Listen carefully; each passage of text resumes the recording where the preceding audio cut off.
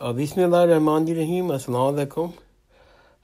انشاءاللہ آج سے میں ایک نیا سیشن شروع کر رہا ہوں، اور وہ یہ کہ میرے پاس بہت سے سوال آتے ہیں میرے یوٹیوب چینل پہ اور ای میل کے ذریعے، اور لوگ کچھ سوال پوچھتے ہیں، میں ان کا وہیں پر جواب دے دیتا ہوں۔ لیکن کچھ لوگوں کی رائے ہے اور وہ بضد ہے کہ میں چھوٹی سی وائس نوٹ بنا کر سوالوں کو کچھ تفصیلی ڈسکس کیا کروں۔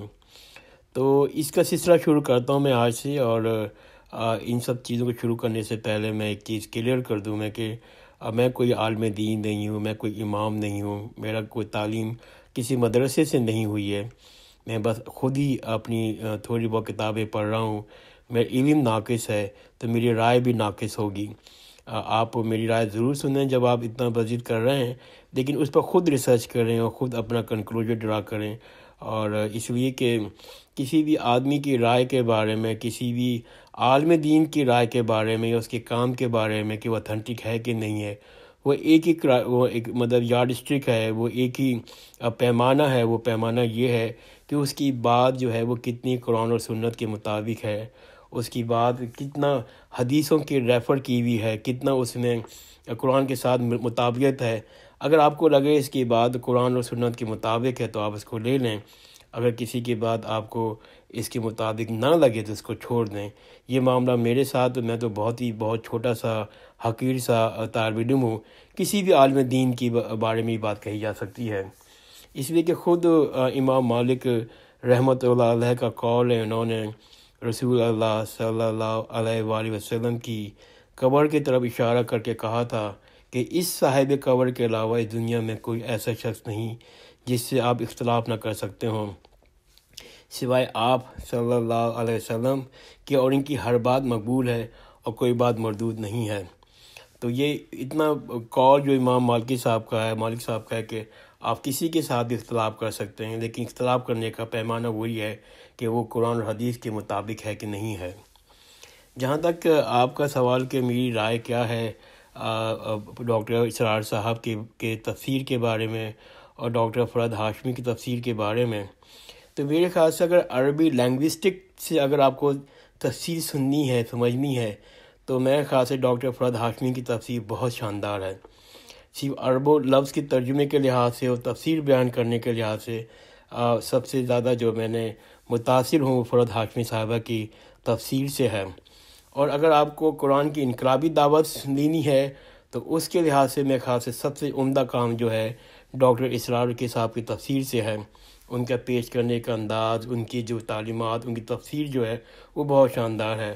تو آپ کو دونوں مزے لے ہیں۔ آپ کو اگر لینگوسٹک لینا ہے تو فرحت ہاشمی صاحب کی تفسیر ہے، اور اگر آپ کو دینی انقلابی دعوت لینی ہے اپنے، تو اس کے لحاظ سے اسرار صاحب جو ہیں وہ بہترین نظر آتے ہیں۔ اس کے علاوہ اگر آپ کو کتابی شکل میں پڑھنا ہے کہ تفسیر پڑھنی ہے جو بہت جامع ہر لحاظ سے، تو میرے خیال سے تو مولانا مودودی صاحب کی تفسیر تفہیم القرآن بہترین ہے۔ اس کے علاوہ آپ امین احسن اصلاحی صاحب کی تفسیر جو ہے تدبر القرآن، وہ بھی پڑھی جا سکتی ہے۔ بلکہ کہتے ہیں کہ تفہیم القرآن جو مولانا مودودی صاحب کی ہے اور امین احسن اصلاحی صاحب کی تفسیر ہے تدبر القرآن، ان کو دونوں کو جمع کر دیا جائے تو اس کی جو تفسیر بنتی ہے وہ اسرار صاحب کی بنتی ہے۔ اس لیے کہ اسرار صاحب مولانا مودودی صاحب کے ڈائریکٹ شاگرد رہ چکے ہیں، اور اسرار صاحب جو ہیں وہ امین احسن اصلاحی صاحب کے بھی شاگرد رہ چکے ہیں، اور مولانا جو ابھی غامدی صاحب ہیں وہ بھی امین احسن اصلاحی صاحب کے شاگرد ہیں۔ تو آپ کو دونوں کی جو تفسیر کا جو آپ کو لب و لباب ہے، جو مزہ ہے، وہ آپ کو اسرار صاحب کی تفسیر میں مل سکتا ہے۔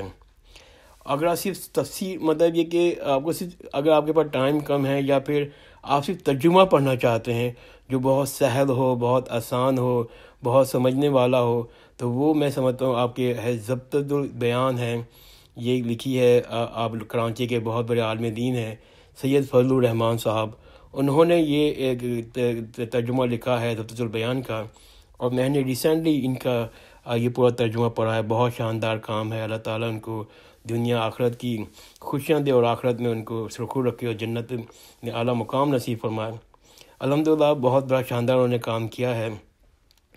انقلابی، وہی دوبارہ کہوں گا، انقلابی دعوت کے پیش نظر سے اسرار صاحب کی تفسیر بہت شاندار ہے۔ میں اسی کو ریکمنڈ کروں گا۔ آج کل کے دور کے لحاظ سے، جبکہ فرحت ہاشمی صاحبہ کو تو میں ون وومن ون آرمی والی بات کہتا ہوں۔ اکیلی خاتون نے اتنا بڑا کام کیا ہے۔ ان کے شوہر ڈاکٹر زبیر ادریس سے میرا پرسنل کانٹیکٹ ہے، میرے ای میل میں ان کے ساتھ کانٹیکٹ رکھا ہوا ہے، اور اکثر میں ان سے سوالات پوچھتا ہوں، اور اگر مجھے کوئی چیز ڈاکٹر فرحت ہاشمی صاحبہ سے معلوم کرنی ہوتی ہے۔ نہایت نفیس آدمی ہیں دونوں، زبیر صاحب کی اور فرحت ہاشمی صاحبہ کی میں دل سے قدر کرتا ہوں۔ اور بلکہ میں سمجھتا ہوں مولانا مودودی صاحب کی جو دو زندہ تحفے ہیں، مولانا مودودی صاحب کی اپنی کتابوں کے اور علم کے حوالے سے جو انہوں نے ہمارے لیے ہدایت کے لیے دو چیزیں چھوڑی ہیں، وہ ہیں اسرار صاحب اور ڈاکٹر فرحت ہاشمی صاحبہ۔ پہلے میں کہہ چکا ہوں، ڈاکٹر اسرار صاحب جو ہیں وہ مولانا مودودی صاحب کے شاگرد تھے۔ انہوں نے فیس ٹو فیس 1 to 1 انہوں نے علم حاصل سیکھا۔ اور ڈاکٹر فرحت صاحبہ جو ہیں، ان کے جو والد صاحب تھے، وہ سرگودا میں مولانا مودودی صاحب کی جماعت کے امیر تھے، بہت ہی قریبی ساتھی تھے، بہت زیادہ ٹائم ساتھ گزارا ہے۔ اور مولانا مودودی صاحب نے ان کے والد صاحب کی تربیت کی ہے، ان کے والد صاحب نے پھر اپنی بیٹی فرحت ہاشمی صاحبہ کی تربیت کی ہے۔ اور ڈاکٹر فرحت ہاشمی صاحبہ جب فائنل میں تھیسس لکھ رہی تھیں پی ایچ ڈی کا حدیث کے حوالے سے، جو ان کا سپروائزر تھا، جس نے ان کو ہیلپ کی لکھنے میں، وہ تھے مولانا ناصر الدین البانی صاحب۔ ناصر الدین البانی صاحب رحمۃ اللہ علیہ مولانا مودودی صاحب کے ساتھیوں میں سے تھے، ان کی کتابوں سے بہت متاثر تھے، اور انہوں نے اپنی بہت سی کتابیں مولانا مودودی صاحب کی کتابوں کو ریفر کیا ہے، اور خود وہ ریکمنڈ کرتے ہیں کہ اگر کوئی بہت عالم دین پیدا ہوا ہے بڑے صغیر میں، جس کو مجدد کہہ سکتے ہیں، تو البانی صاحب کا خیال ہے مولانا مودودی صاحب ہیں۔ تو ان دونوں کو میں مولانا مودودی صاحب کا تحفہ سمجھتا ہوں، ڈاکٹر فرحت ہاشمی صاحبہ کو اور اسرار صاحب کو۔